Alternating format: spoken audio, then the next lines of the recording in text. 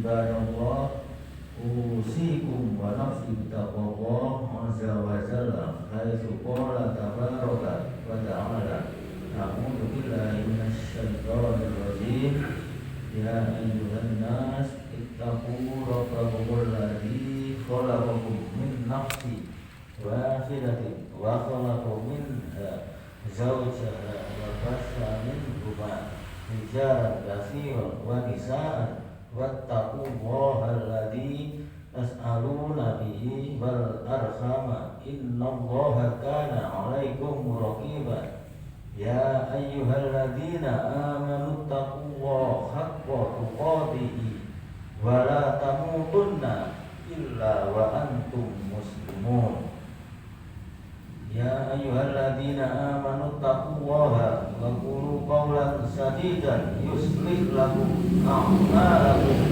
wa yaghfir lakum dzunubakum wa man yuti'illaha wa rasulahu faqad faza fawzan 'azima. Pertama-tama marilah kita panjatkan puji syukur kita kepada Allah Subhanahu wa taala karena pada siang hari ini kita masih diberikan karunia untuk melakukan sholat Jumat secara berjamaah. Ini adalah bukti ketaatan kita kepada Allah Subhanahu wa taala. Shalawat dan salam semoga tercurah kepada Nabi akhir zaman dan penutup para nabi yang juga menjadi pembuka pintu surga pertama kali, yaitu Nabi kita Muhammad SAW. Begitu pula kepada para sahabat, para tabi'in, serta kepada setiap orang yang mengikutinya dengan baik hingga akhir zaman. Kami pesankan pada utamanya diri saya sendiri dan jamaah sekalian untuk selalu senantiasa melazimi ketakwaan kepada Allah Subhanahu wa taala dengan cara menjalankan semua perintahnya dan menjauhi segala larangannya. Dalam surat Al-Imran 102, A'udzubillahi minasyaitonir rajim, ya ayyuhalladzina amanu taqullaha haqqa tuqatih wa la tamutunna illa wa antum muslimun. Hei orang-orang yang beriman, bertakwalah kepada Allah sebenar-benar takwa kepadanya, dan janganlah sekali-kali kamu mati melainkan dalam keadaan beragama Islam. Al-Quran surat Al-Imran 102. Jamaah sholat Jumat rahimahumullah, dalam sebuah hadis yang diriwayatkan oleh Imam At-Tabrani dan Al-Hakim dari Sahal bin Sa'ad berkata, Rasulullah Shallallahu Alaihi Wasallam bersabda, ya Muhammad, isma sita fa innaka mayyita wa ahbab man sita. Atani Jibril alaihi salam faqala ya Muhammad saraful mu'mini iyahu fa innaka mafaraka wa'mal ma sita fa innaka majzi bihi. Summa qala billahi wa qisuhus tihna uhu anin nas. Jibril mendatangiku lalu berkata, wahai Muhammad, hiduplah sesukamu, karena sesungguhnya kamu akan mati.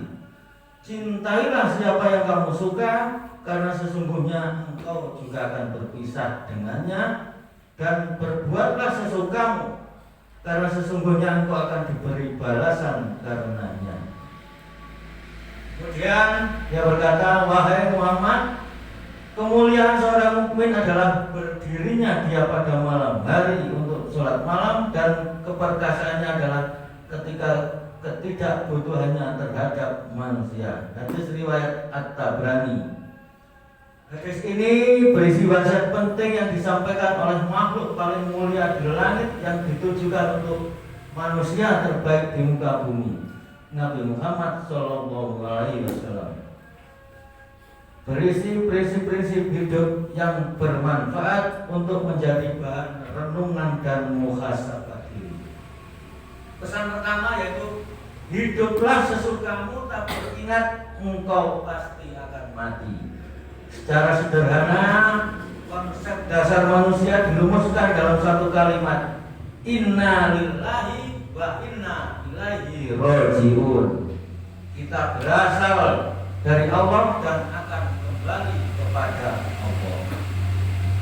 Konsep ini memang kelihatan sederhana, tapi menjawab persoalan penting yang dimiliki seorang anak manusia, tentang dari mana dia berasal dan akan kemana terakhir berlabuh. Manusia tidak seperti robot yang tidak memiliki kebebasan selain mematuhi setiap perintah pembuatnya tanpa membantah.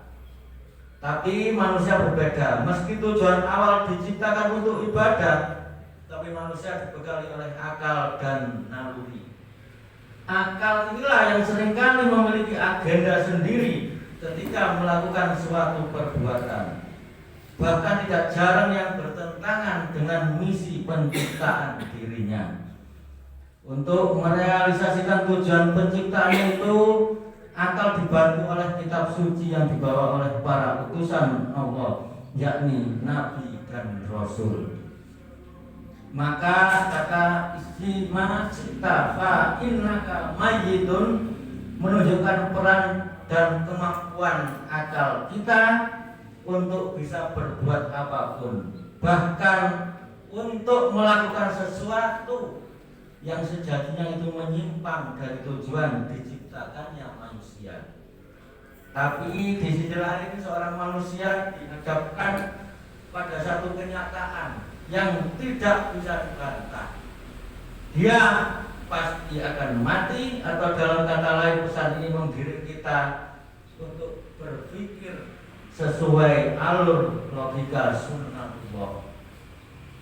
Dalam surat Al-A'raf 34, A'udzubillahi minasyaitonirrajim, fa idza jaa ajalahum la yastakhiruna sa'ata wa la yastaqdimun.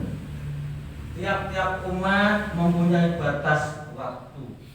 Maka apabila telah datang waktunya, mereka tidak akan dapat mengundurkannya barang sesaat pun, dan tidak dapat pula memajukannya. Al-Quran surat Al-A'raf 34. Jamaah salat Jumat yang dirahmati Allah Subhanahu wa taala, manusia memang diberi kemampuan akal yang hebat. Dengan itu dia bisa bebas untuk melakukan apapun. Tapi jangan lupa, kematian pasti hadir menjemput, dan nasib setelah kematian manusia itu berbanding lurus dengan perbuatannya di dunia. Semangat atau tidaknya dia beramal saleh juga sebanding dengan keyakinannya pada sesuatu yang gaib, yang tak kasat mata, seperti adanya alam barzah, yaumul ba'ts, hari kiamat, adanya surga dan neraka. Semakin tebal keyakinannya, semakin dia beramal soleh. Begitupun sebaliknya, semakin tipis keyakinan atau keimanannya, semakin sedikit semangatnya. Pesan kedua yaitu cintailah siapapun yang engkau kehendaki, tapi kau pasti akan berpisah dengannya.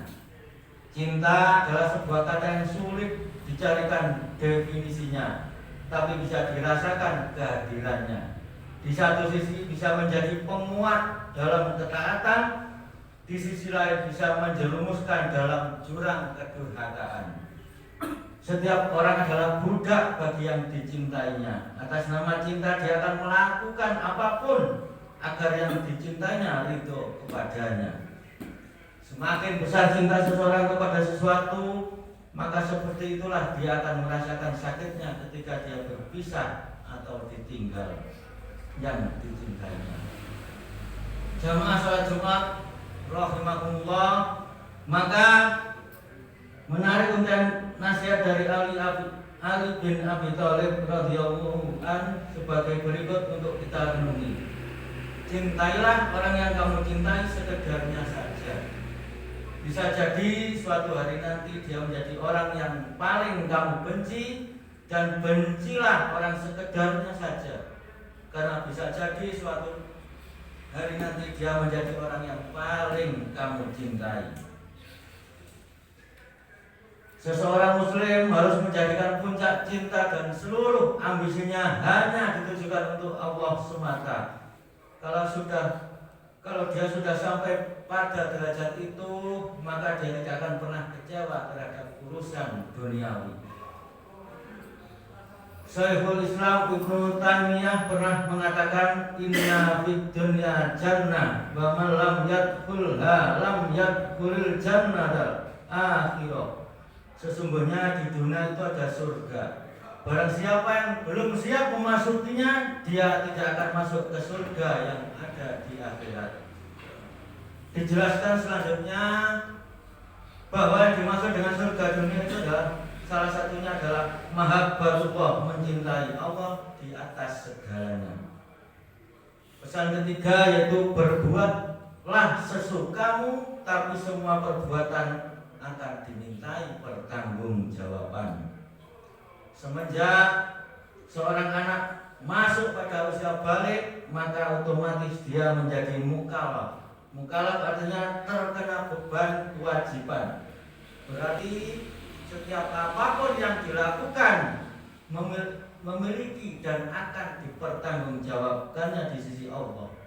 Firman Allah dalam surat Al-Zalzalah, A'udzu billahi minasyaitonir rajim. Faman ya'mal mithqala dzarratin khairan yarah wa may ya'mal mithqala dzarratin syarran yarah.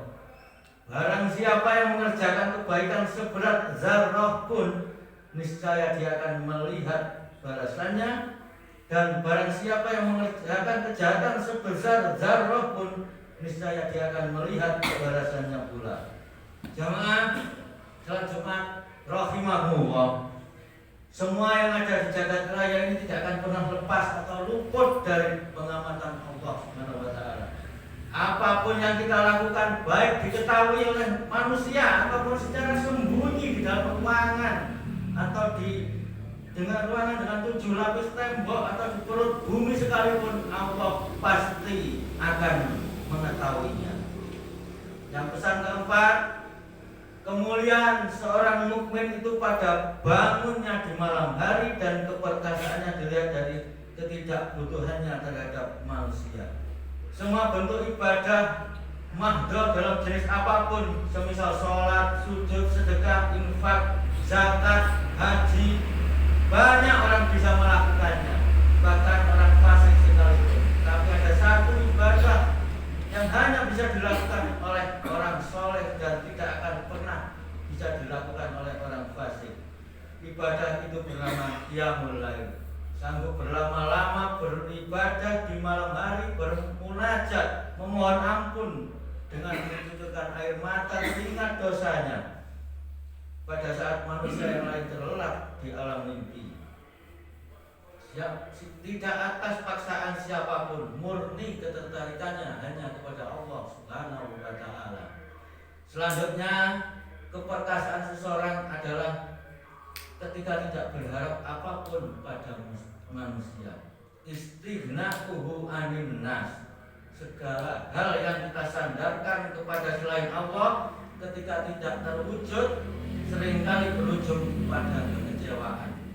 Tetapi ketika kita menyerahkan semua urusan kepada Allah, maka apapun yang terjadi kita tidak akan kecewa, karena kita yakin apa yang Allah berikan kepada kita adalah yang terbaik. Aku qouli hadza wa astaghfirullah li wa lakum wa lisa'iril muslimin min kulli dhanbin fastaghfiruhu innahu huwal ghafurur